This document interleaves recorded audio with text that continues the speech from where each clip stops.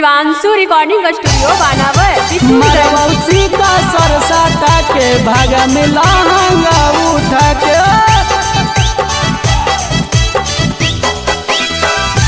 मरवसी का सरसाटा के भागा में लहंगा उठा के मिक्स बाय मनीष आर्या। नाचे अही हमर की लगे छोड़ी त नाची है कमर हिला के।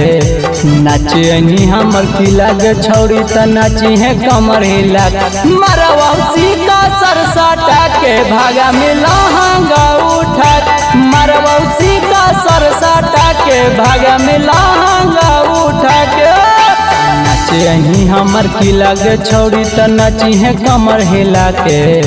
नाचे अही हमर की लगे छोड़ी त नाची है कमर हिला के। मरवसी का सरसाटा के भागा में लहंगा उठा के मरवसी का सरसाटा के भागा में लहंगा उठा के मरवसी का सरसाटा के भागा में लहंगा उठा के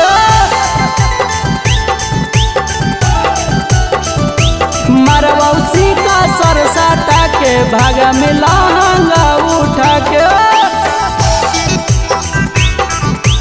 लहंगा उठा के बन जातो छोड़ी आज नया कहानी। छौड़ा मगहिया निकलतो जवानिया से पानी जवानिया से पानी बन जातो छोड़ी आज नया कहानी। छौड़ा मगहिया निकलतो जवानिया से पानी। अहियो रंगदार हमहू छौड़ी नवादा जिला के।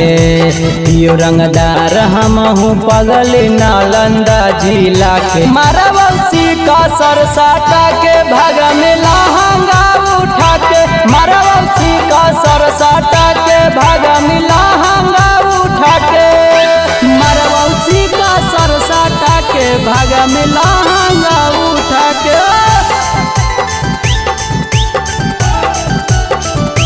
मरवसी का सरसाटा के भागा में लहंगा उठा के लहंगा उठा के। हियो नालंदा के हम छौड़ा रंगदार गे तोरे बनैबो पगलिया पाना लाभर गे पाना लाभर गे। हियो नालंदा के हम छौड़ा रंगदार गे तोरे बनैबो पगलिया पाना लाभर गे।